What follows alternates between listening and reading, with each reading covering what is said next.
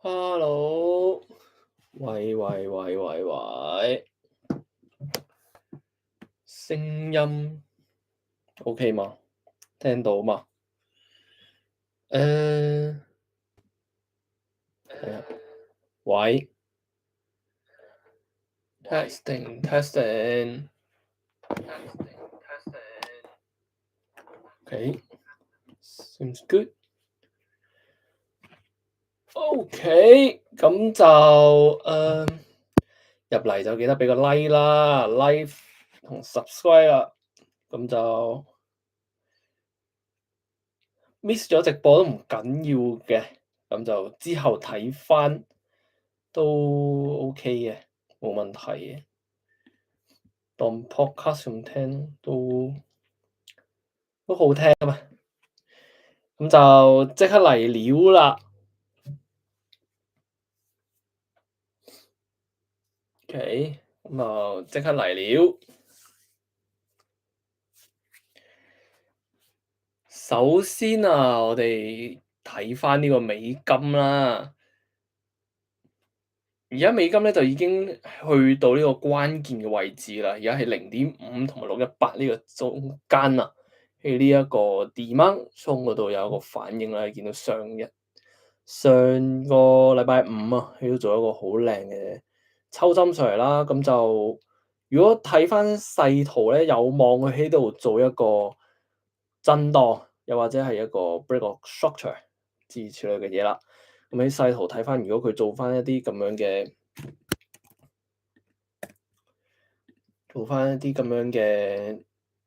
change of character，break of structure 出現之後，咁就有機會啊，有一波嘅向上去突破翻呢個前頂啦。咁就如果唔係，咁幾時先去睇差？完全洗穿埋呢度先啦。理想啲係洗埋呢個位置之後，再睇下點樣啦。因為暫時嚟講喺呢一段咁樣嘅趨勢咧，I mean 呢一段嘅趨勢，呢一段咁樣嘅趨勢啊，對於我嚟講其實都比較上幾靚嘅。我哋會見到啲咩咧？見到呢度係 take 咗佢嘅 liquidity 之後向上做一波嘅趨勢啦，喺呢度，然之後呢度咧有個 break of structure 出現啦，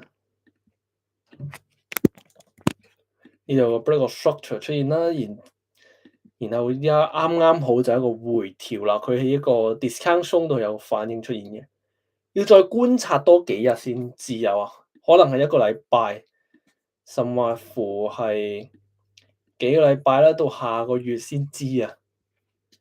因為呢一刻你睇4小時圖呢一撇嘢，其實都唔足以去俾你覺得係一個反轉嘅，但係佢係速度已經減慢咗㗎啦，即係呢度落嚟之後，好明顯就係一個減慢嘅速度啦，因為佢係做咗一個暫時而家喺度做一個 lower high 喺呢個位置，lower high，low 呢個佢要做 lower low，佢必須要破呢度啦，如果唔係嘅話，呢度就係一個 higher low 咁樣。之後咧，嗱，美金就橫行格局啦，咁相對應嘅資產咧，其實都係走緊差不多嘅走勢啊。你會見到，經常我喺度講緊嘅澳元啦，上個禮拜咧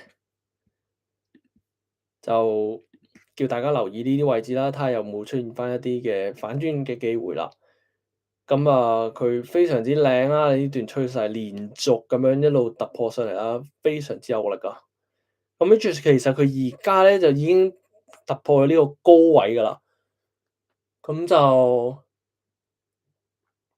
繼續觀察佢會唔會繼續向上多少少先，俾多少少實心少少嘅足線啊，咁樣就 confirm 少少呢個 uptrend 再向上啦，繼續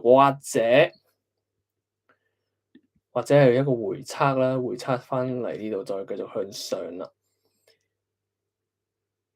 澳紙俾我嘅感覺都偏向一啲震盪局為主導啦，咁就同埋加上澳元呢度突破上嚟呢個位置已經開始減弱㗎啦，同埋啱啱美金嘅走勢亦都係喺個618嘅位置度做減弱啦，加上佢呢一段趨勢都升得咁靚咁急啦，喺度做一波嘅回調係非常之合理嘅走勢嚟嘅。無論你係買升啊，或者買跌咧，你都必須要等呢個回調啦，係咪？如果做 short 嘅，你都要做短期一個 short 都合理，但係佢咁急上嚟，我會覺得要識得走啊，要醒水少少啦，咁就咁。如果唔係你想做 short 嘅話都得嘅，但係要等多少少確認信號啦。可能呢啲咁樣嘅頂抽上嚟喺呢度啊，見到個 change of character 之後，先繼續做 short 會好啲啦。咁如果唔係，佢落翻嚟呢啲咁樣嘅呢咁嘅 demand 鬆，我都會認為係做 long 嘅。但係短期內千祈唔好估頂，咁啊有機會佢繼續向上都唔出奇嘅。即係 which 係俾翻一個比較靚仔少少嘅陽燭，咁樣先做反轉都未遲嘅。所以都係嗰句啦，唔好估頂啊，等市場發生俾你睇，就係咁啦。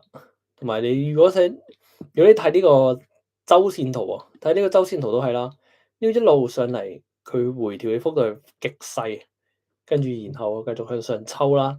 咁所以呢一段力量都咁勁啦，加上你上邊呢個位置冇做一個反應去俾翻你睇啦，因為本身我話呢個頂呢啲頂有機會係take 咗個 liquidity 之後再向下啦，有機會。咁但係 which 冇做到啦，佢繼續延伸向上做一個突破啦。咁所以周線圖 wise 嚟講咧，我就偏向叫大家唔好估頂啊，真係唔好估頂，因為佢回調幅度係極細，然後繼續向上啦。咁所以無論你見到佢回調啦，你想買你想 short 嘅都 OK，但係都係嗰句快啦，要醒水啦。如果唔係嘅話，佢一下抽落嚟再急上，咁你就冇得玩啦。Sorry 啊，呢個係日 yen 啊，呢個先係USD 啱好係日 yen。咁但係其實日 yen 同 USD 呢個走勢其實都差不多，以圖論圖嚟講啊，周線圖都係咁啦，都係差不多咁樣嘅走勢啦。咁所以就有人入咗嚟，Hello 你好，入嚟就 like 啦 ，subscribe 最好啦，係啦。咁就澳元啦，都係偏向強嘅，有可能有短期有一波嘅向下回測俾你做下啦。咁但係唔係一定出現嘅，唔係一定出現嘅。咁就係啦。Bitcoin 比較上而家喺個底部啊，終於congratulation 啊大家！呢個位置啦，抽針上嚟之後做一個橫行震盪，終於突破翻上嚟呢一個3月嘅高位啦。咁就有望繼續向上先啦。咁睇翻上嚟呢啲位置啦，呢啲咁嘅 supply zone，跟住再做一個震盪，俾你再落嚟，再向上做翻一個突破啦。有機會係做翻呢啲咁嘅 pattern 都唔出奇嘅，因為依家咧佢嘅走勢都比較上靚嘅。你見到突破完呢個前頂。呢度突破完呢個 break of structure 之後啦，你想買 long 嘅，雖然長期都係睇佢 long 噶啦，咁因為佢呢一個位置洗走咗佢嘅周線圖 liquidity 之後，而家亦都好靚仔咁洗走埋呢一度嘅 liquidity 啦。你見到佢，所以暫時我嚟講呢一段趨勢，你要買 long 嘅話，你都要落翻嚟呢啲位置。理想嘅話就洗走呢度嘅 liquidity 之後再向上啦。which is 佢嘅 liquidity 都生得幾靚仔啊，生咗喺呢個618呢個位置啊，加上佢一個日線圖級嘅 liquidity 啦，咁所以無論做 long，你想做 long 最靚仔嘅做法就係喺呢個位置啦。咁都係嗰句啦，你要喺呢度短期做 long 嘅都得嘅，因為其實佢4小時圖實質上呢個位置都係一個 break structure 啊。咁就呢度洗完 liquidity 之後向上突破翻呢個高位，咁你可以起一個短期嘅趨勢喺度做一個 long 都 OK。咁但係 again 佢依然都係喺日線圖嘅 premium zone，咁所以就我自己認為嚟講，佢值博率就唔係好高噶啦。喺度做 long 嘅話，咁當然啦，你要做 long 冇人阻止到你嘅，但係我就要提醒大家一句，呢度係一個 premium zone。咁所以你要做 long 咧，加埋呢個係 supply 啦，而家呢個 supply 係睇下先啊，係啦，佢已經去翻呢一段細嘅趨勢，呢一段啊，呢一段比較上細嘅跌勢 internal structure 嚟講，佢已經去翻一個618嘅位置㗎啦，咁可能係 ready to short 㗎啦，有機會。因為無論都係嗰句，佢無論佢回調，定係佢真係落翻嚟呢啲618呢啲0.5呢個位置，細咗呢度嘅底都好，佢依家係一個 premium zone，所以短期內可能呢一個禮拜啦，我就唔會喺度做 long 噶啦。除非佢係啲咩咧？除非佢真係非常靚、勁大支燭收穿咗呢度啦，落翻嚟呢啲位置，咪繼續考慮做 long 啦。順翻佢嘅趨勢嚟做嘅啫，都係。咁就係啦。Bitcoin 暫時今個禮拜嚟講，以我嘅角度，我就已經覺得佢係到咗一個非常之高嘅位置啦，所以暫時都係唔好睇 long 住啦。咁就如果係比較上老啲啊，唔係老啲，係比較上追得我耐啲嘅觀眾咧，我曾經有個直播係講緊呢一個上邊呢個位置係一個平頂啦。sorry，呢個係瑞郎日 yen 啊 ，CHF JPY。咁就以前我講過呢個係一個平頂嚟嘅。咁當時喺呢個位置啦，喺呢個位置見到一個幾靚嘅趨勢啦。咁但係好不幸地咁佢洗咗落嚟呢一個度。洗走呢個 liquidity 之後咁有一個向上嘅趨勢啦 ，which is 我冇 catch 到呢一個趨勢比較可惜啊。咁但係 again 平頂洗走平頂之後而家到咗一個平頂嘅位置啦。如果佢係比較靚仔嘅話，咁都係落翻呢啲繼續向上啦，因為我會期待住佢呢一個打破翻成個橫行格局，跟住先俾一個清晰嘅指示嘅咁會好玩啲嘅。咁加上係啦，到咗呢個平頂噶啦，已經同埋佢係咯，今日已經剔埋呢個 liquidity 啦。咁睇下佢有冇一個反應啦。如果佢有啲反應，做一啲假突破，咁咪有一波向下嘅機會俾你執下咯。Which is 點解下面有機會咧？呢度 again 都係一個平頂平底equal low equal high 嘅概念啦。咁就呢度呢一個 equal high，咁就已經 take 咗一個 liquidity。都係嗰句 again 唔好估頂，千祈唔好估頂啊！我哋做交易最罩嘅就係估頂啦。咁如果你要等佢做一啲 change of character 或者係快速嘅假突破，一啲非常之快，你見到一日有支針俾你呢度抽針落嚟啦，咁就考慮下做 short 都 OK 嘅。咁就短期內呢個位置係關鍵啦。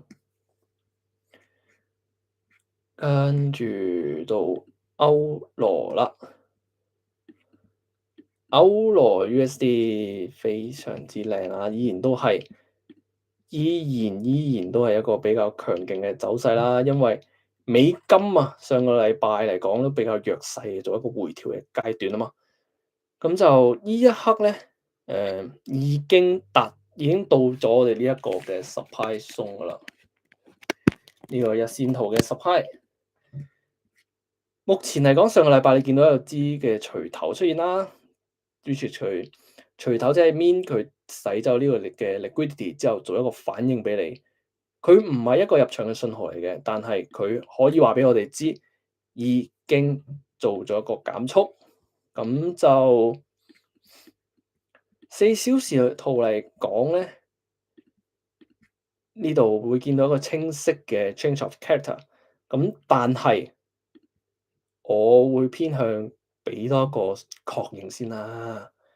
呢度做一個 lower high，跟住再做個 lower low。於是佢唔可以做呢個，sorry，畫得長樣衰。係啦，如果佢要做一個確認，咁而家呢度做一個 lower low，咁咪要做翻個 lower high，再做一個 lower low。咁佢始終都會翻嚟呢啲咁嘅位置，做一個 lower high 俾你入場噶嘛。如果要入的話，都偏向係呢啲咁嘅 patterns 出現之後，你先進場都未遲嘅。因為估頂嚟講就有啲風險所在啦。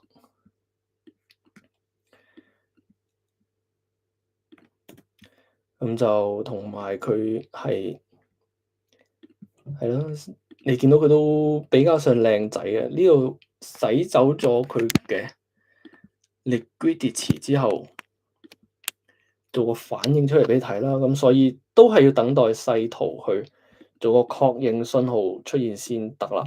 咁其實你見到今日價格走勢啦，佢每一支竹都係比較上細細粒粒咁樣啊，好似鼻屎咁樣慢慢向上趌嘅。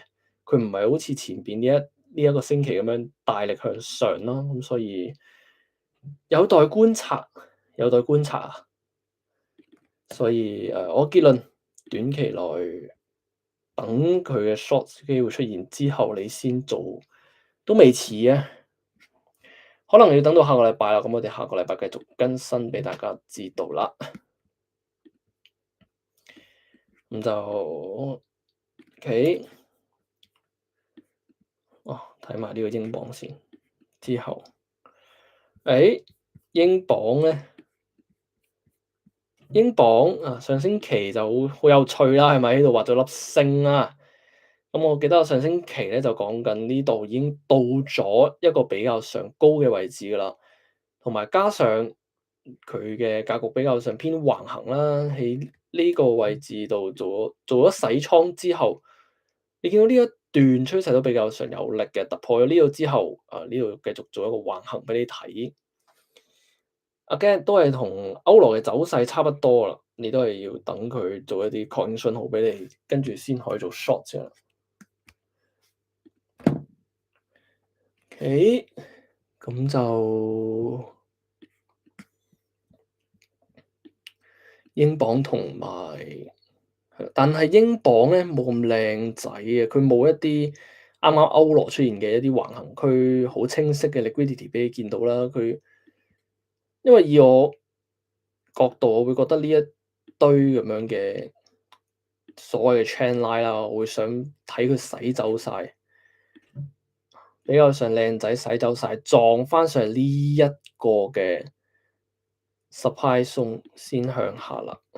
我會比較上想見到英鎊做咗一啲咁樣嘅走勢啦。呢一個 supply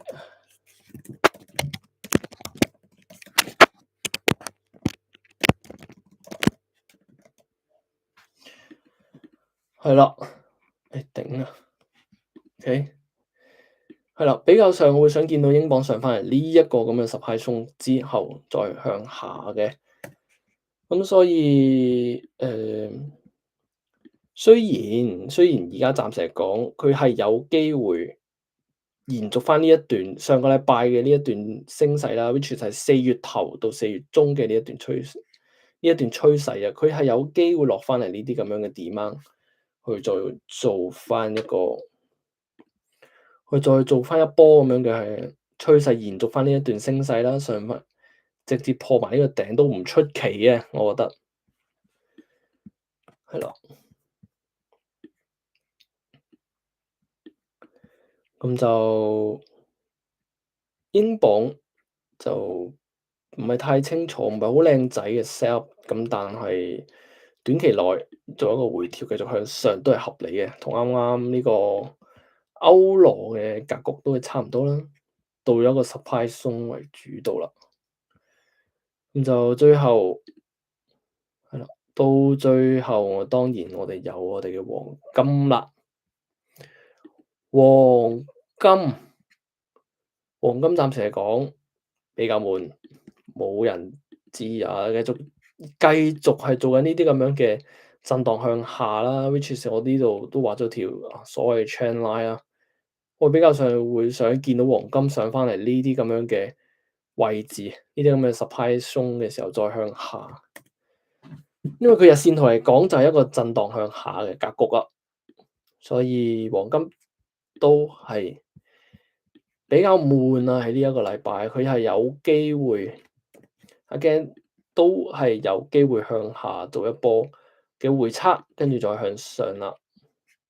因為你見到呢度一路做緊一個 high high high low 嘅 patterns 啦，呢個位置 high high high high high high，咁佢有機會做一波向下，跟住再向上撞翻上面一個嘅 supply 鬆，跟住先再睇下佢嘅走勢點樣啦。係啦，咁比較上佢嘅今個禮拜都係比較悶㗎啦，有機會，因為依家都局勢啊都唔係好明朗咁樣啦。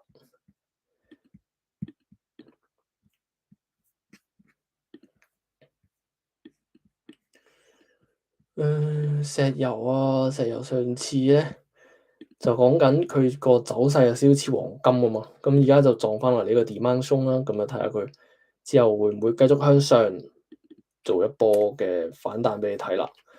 因為佢係或者石油嘅 short 嘅機會就有機會呢度啦。嗱，完全係上邊呢一度嘅1:1啦，就咁樣拉落嚟呢度。咁所以有望啊，石油咧洗走咗呢度嘅 liquidity 之後，再向下 target 翻下面呢個 external 嘅低位啦。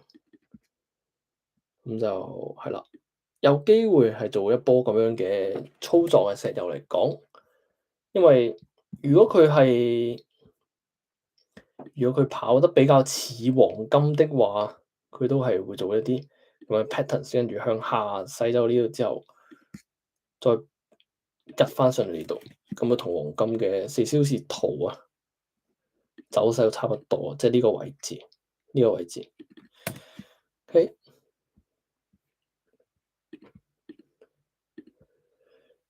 跟住係啦，其他嘅走勢都不約而同，差不多，比較悶啲啊，同上個禮拜差唔多嘅走勢。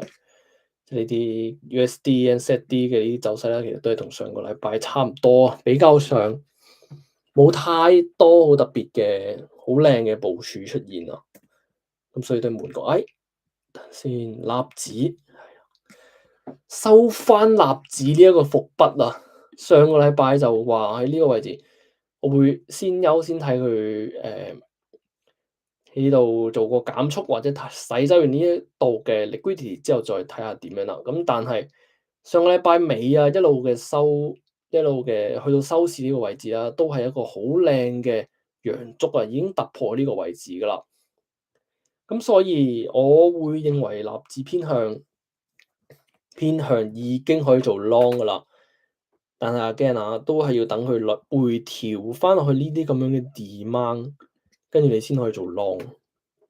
咁當然啦，你要喺細小時圖、細啲嘅 time frame 嚟講，可以做 long 嘅部署，你揾到咪可以做咯。咁但係我會想比較上見到佢落翻嚟呢啲位置啦，跟住再向上做 long 啦。因為就算佢而家 short 都唔會話太低，唔會話好似之前嗰啲咁樣嘅世紀級嘅回調出現啦。因為你見到佢你見到其實佢呢三支咁樣嘅陽燭都比較勁啦，收穿埋上面呢個位置啦。佢就算呢度剔咗呢度嘅 liquidity 之後，都係冇一個好暴力嘅向下嘅。咁所以都係嗰句啦，唔好沽頂，等佢做俾你睇啊。所以方向上嚟講，你 keep 住睇 long，我諗都好難死得去啊。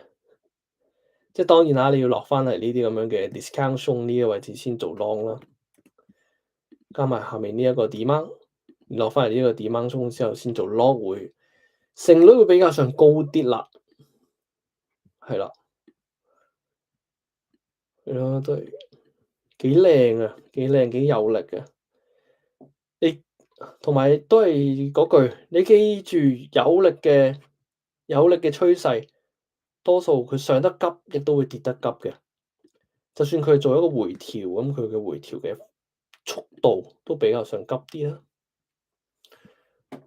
OK，咁就係咁多啦。睇重播嘅大家可以喺留言區度話我知，你究竟做緊啲咩部署啦，或者係對於點樣睇呢個市況，我哋目標啊，係想組織一班對於炒外匯、炒期貨有興趣嘅人啊，有興趣嘅觀眾啊，想做一班咁樣嘅 community 出現，咁就可以繼續營運住呢一個 channel，同大家更新住呢啲咁樣嘅市況，陪住大家一齊繼續行啦。